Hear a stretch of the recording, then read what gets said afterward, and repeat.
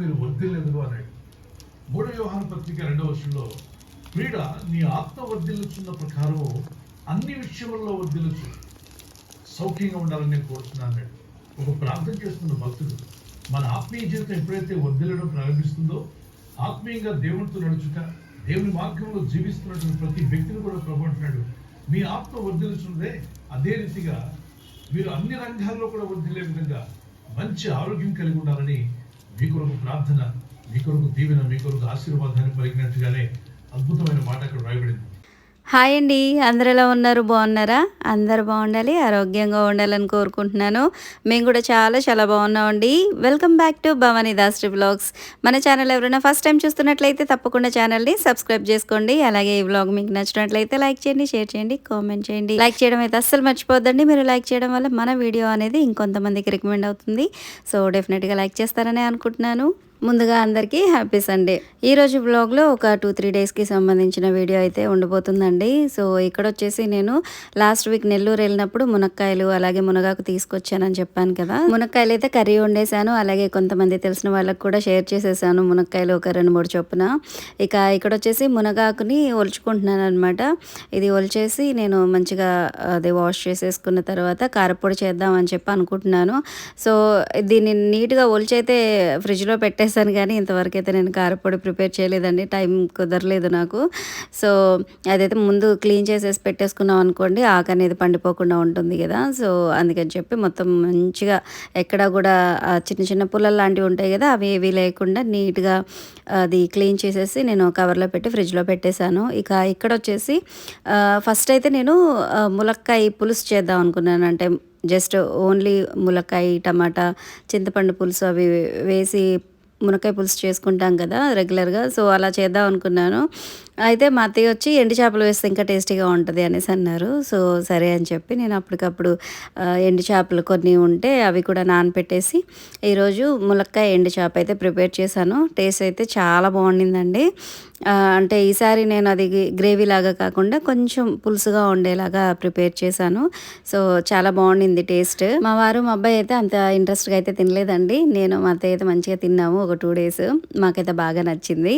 అంటే మా వారు మామూలుగానే ఎండు చేపలు, ఎండు రొయ్యలు అవి అంత ఇంట్రెస్ట్గా అయితే తినరు. సో ఆయన తినరు కాబట్టి ఆయన చూసి మా అబ్బాయి కూడా తినడు అనమాట. వంట చేసేటప్పుడు మా అత్తయ్య కూడా అక్కడే ఉన్నారు. సో నెల్లూరు నుంచి తీసుకొచ్చిన కొన్ని జామకాయలు ఉంటాయి, అవి కట్ చేసి నేను మా అత్తయ్య అయితే తిన్నాము. అవి కూడా మా బాబాయ్ వాళ్ళ చెట్టువేనండి, పింక్ కలర్లో ఉంటాయి ఆ జామకాయలు, టేస్ట్ కూడా బాగుంటాయి. ఇక ఇక్కడ వచ్చేసి వంట అయితే కంప్లీట్ అయిపోయిందండి. నేను చెప్పాను కదా ములక్కాయ ఎండు చేప ప్రిపేర్ చేశానని. సో కొద్దిగా పులుసుగా చేశాను. ఇక్కడైతే మా వారికి వడ్డిచ్చేస్తున్నాను. ఇవి వడ్డించేటప్పుడు మా వారు చెప్తూ ఉన్నారనమాట, కొంచెం పులుసు అలాగే ములక్కాయ మాత్రమే వెయ్యి, ఎండు చేపలు వద్దు అని చెప్తున్నారు. ఇక్కడ వీడియోలో తన వాయిస్ అలాగే ఉంచేద్దామంటే పక్కన టీవీలో సాంగ్స్ అవి వస్తూ ఉన్నాయి. సో అవి మనం వీడియోలో పెట్టామంటే కాపీరైట్ వచ్చేస్తుంది. సో అందుకని ఇట్లా వాయిస్ ఓవర్లు అయితే చెప్తున్నాను. ఇది వచ్చేసి నెక్స్ట్ డే అండి, అంటే అక్టోబర్ 2 అనమాట. సో యాక్చువల్గా ఈరోజు మా వారు వచ్చేసి వాళ్ళ ఫ్రెండ్ని విత్ ఫ్యామిలీతో ఇంటికి ఇన్వైట్ చేశారు. సో చక్కగా వాళ్ళు ఫ్యామిలీతో వస్తారు, మంచిగా వాళ్ళతో స్పెండ్ చేయొచ్చు అనేసి అనుకున్నాను. కాకపోతే అన్నయ్యకి ఒక చిన్న పని ఉండి ఆ రోజు అయితే రాలేదండి, నెక్స్ట్ డేకి పోస్ట్ పోన్ చేశారు. సో ఎలాగో ఈరోజు అంటే అక్టోబర్ 2న వచ్చినా కూడా మనకి ఇంట్లో స్పెషల్స్ ఏమీ ఉండవు కదా. సో నెక్స్ట్ డేకి పోస్ట్ పోన్ చేయడమే బెస్ట్ అనిపించింది నాకు. ఎందుకంటే ఏదన్నా మంచి ఐటమ్ వండి పెట్టచ్చు కదా. సో చాలా రోజులు అయిపోయింది వాళ్ళని చూసి కూడాను. ఈవినింగ్ వచ్చేసి మా వారు కాల్ చేశారనమాట. అన్నయ్యకి కాల్ చేస్తే మేము ఇక్కడ ఫ్యామిలీతో పీవీపీకి వచ్చున్నాము అనేసి అన్నారు. సో ఇక మా వారు కూడా సరే మనం కూడా వెళ్దాము, అక్కడ వాళ్ళని మీట్ అయినట్టు ఉంటుంది, అలాగే మీరు బయటికి వెళ్ళినట్టు ఉంటుంది కదా అనేసి నన్ను మా అబ్బాయిని పీవీపీకి అయితే తీసుకెళ్లారు. అన్ఎక్స్పెక్టెడ్ అనమాట. అప్పటికప్పుడు అలా వెళ్ళిపోయాము. ఇక అక్కడికి వెళ్ళిన తర్వాత ఫుడ్ ఐటమ్స్ అయితే ఎక్కడ ఏ స్టాల్కి వెళ్ళినా కూడా అంటే స్టాఫ్ లేరు, లేదంటే ఐటమ్స్ లేవు, లేదంటే క్లోజ్డ్ అనే చెప్తున్నారు. యాక్చువల్గా మేము కొంచెం అర్లీగానే వెళ్ళాము, అయినా సరే అసలు ఫుడ్ ఐటమ్స్ అనేవి అంత ఈజీగా దొరకలేదు అనమాట. అంటే మామూలుగా రెగ్యులర్గా వెళ్తూ ఉంటే ఏది కావాలన్నా చక్కగా ఆర్డర్ పెట్టేసుకుంటాము, వితిన్ 15 మినిట్స్లో అలాగా వచ్చేస్తుంది ఆర్డర్ అయితే.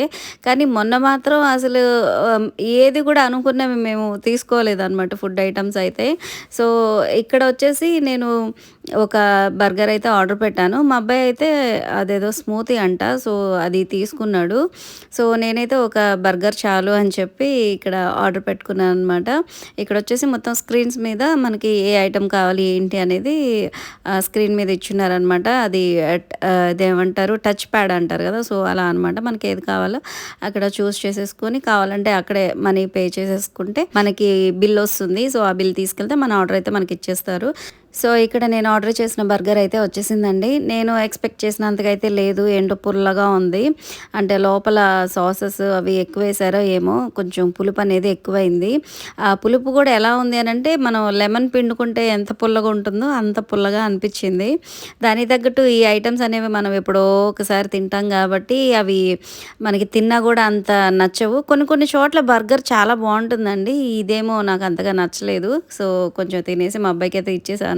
పిల్లలకైతే మనకి జంక్ ఐటమ్స్ ఎలా ఉన్నా సరే వాళ్ళకి వెళ్ళిపోయిద్ది కదా మంచిగా. సో, తనకైతే ఇచ్చేసాను అనమాట. ఇక ఇక్కడొచ్చేసి మా అబ్బాయి బిర్యానీ తింటానంటే మా వారు మా అబ్బాయి ఇలా బిర్యానీ అయితే ఆర్డర్ పెట్టారు. ఈరోజు మా ఇంటికి ఫ్యామిలీ ఫ్రెండ్స్ వస్తున్నారనమాట.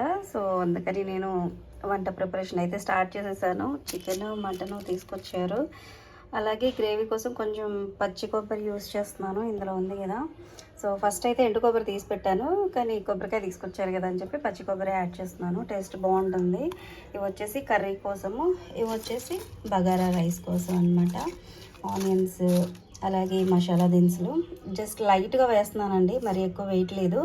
అంటే ఇప్పుడు అందరూ కూడా ఆల్మోస్ట్ స్పైసెస్ తగ్గించేశారు కాబట్టి నేను లైట్గా వేస్తున్నాను. అలాగే ఇక్కడ బాస్మతి రైస్ అయితే నానబెట్టి ఉంచేసాను. సో, ఇవన్నీ ప్రిపేర్ అయిపోయిన తర్వాత నేను ఏవేవి ఎలా ప్రిపేర్ చేశాను అనేది మీకు మళ్ళీ క్లియర్గా చూపిస్తాను. ఓకేనా? వంట కంప్లీట్ అయిన తర్వాత నేను ఏమేమి ప్రిపేర్ చేశాను అనేది వీడియో తీద్దాం అనుకున్నానండి. కానీ అనుకోకుండా మర్చిపోయాను అనమాట. అంటే ఫ్రెండ్స్ వచ్చేసరికి వాళ్ళతో మాటల్లో పడి నేను అసలు అది వీడియో తీయడమే మర్చిపోయాను. సో, ఐటమ్స్ ఏం ప్రిపేర్ చేశానంటే మటన్ గ్రేవీ కర్రీ ప్రిపేర్ చేశాను, బగారా రైస్, అలాగే చికెన్ వచ్చేసి డీప్ ఫ్రై చేసేసాను అనమాట. అలాగే నేను ఆ రోజు వీడియో కూడా ఎక్కువ తీయలేదండి. ఎందుకంటే ఫ్రెండ్స్ ఎప్పుడో ఒకసారి వస్తారు కదా. సో, వాళ్ళతో ఎక్కువ టైం స్పెండ్ చేయాలి అనేసి నేను ఫొటోస్ వీడియోస్ ఏవి కూడా తీయలేదు. కాకపోతే ఇక్కడ పిల్లలు ఉన్నారు కదా. సో, వాళ్ళతో మాత్రం ఒక చిన్న చిన్న వీడియో అయితే తీసుకున్నాను. ఇక్కడ ఈ పాప ఉంది కదా, ఈ పాప వచ్చేసి అన్నయ్య వాళ్ళ సిస్టర్ వాళ్ళ పాప అనమాట. ఎంత యాక్టివ్గా ఉందంటే అంత యాక్టివ్గా ఉందంటే చూడడానికి ఎంత క్యూట్గా ఉందో. అలాగే మంచి ఇంటెలిజెంట్ కూడాను. ఇక మా ఫ్రెండ్కి వచ్చేసి ముగ్గురు అబ్బాయిలు అనమాట. రేయాను, అయాను, అమాన్ అనమాట. భవానీ దాసరి వ్లాగ్స్. సో, ఈరోజైతే మా ఫ్రెండ్స్తో అలాగే వాళ్ళ పిల్లలతో అయితే మంచిగా హ్యాపీగా స్పెండ్ చేసాము. ఇక ఇది వచ్చేసి నెక్స్ట్ డే అండి. మాకు షింక్ దగ్గర ఈ కింద వైపు వాటర్ వెళ్ళే దగ్గర పైప్ ఉంటుంది కదా, ఆ పైప్ని ఈ పందికొక్కులు ఉంటాయి కదా అవి మొత్తం కొరికేసాయి అనమాట. సో, నేను వాడిన వాటర్ అంతా కూడా ఆ హోల్లోంచి బయటికి వెళ్ళిపోతున్నాయి అనమాట. అంటే ఆ డ్రైనేజీలోకి వెళ్ళకుండా మొత్తం కింద మట్టిలోకి వెళ్ళిపోతున్నాయి. ఇక్కడ చూస్తున్నారు కదా పైపు. సో, ఆ పందికొక్కు మొత్తం ఈ సైడ్ అంతా కూడా దానికి ఎంత వీలైతే అంతవరకు అలా కొరికేసి వచ్చేసింది. సో, ఆ పక్క నుంచి వాటర్ అంతా కూడా వెళ్ళిపోతూ ఉన్నాయన్నమాట. సో, దాన్ని మా వారైతే ఇలా రిపేర్ చేయించారు. ఇక్కడ మీరు చూస్తున్నారు కదా, అక్కడ యాక్చువల్గా గ్రానైట్ వేసారనమాట. సో, దాన్ని అది ఆ పైపుని తీయడానికి ఎంతైతే వీలుంటుందో అంతవరకు ఇలా పగల కొట్టేసి మళ్ళీ కొత్త పైప్ అయితే సెట్ చేశారు.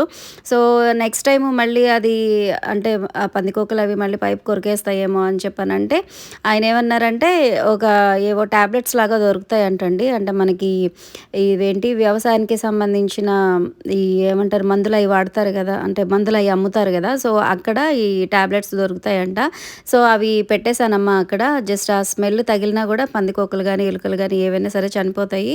సో, దగ్గరకు కూడా రావు. సో, ఏం అవ్వదు అనేసి అన్నారు.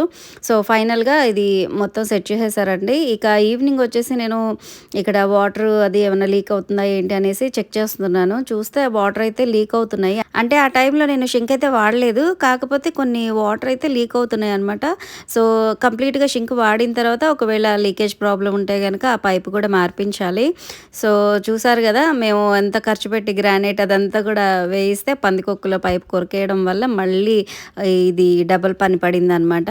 సో, లక్కీగా ఏంటంటే వాళ్ళు గ్రానైట్ మొత్తం పగలగొట్టలేదండి. జస్ట్ ఆ పైపు తీయడానికి ఎంత ప్లేస్ కావాలో అంత మాత్రమే పగలగొట్టేసి మొత్తం కూడా సిమెంట్ ఇసుక అవన్నీ వేసేసి ప్లాస్టింగ్ చేసేసారు నీట్గా.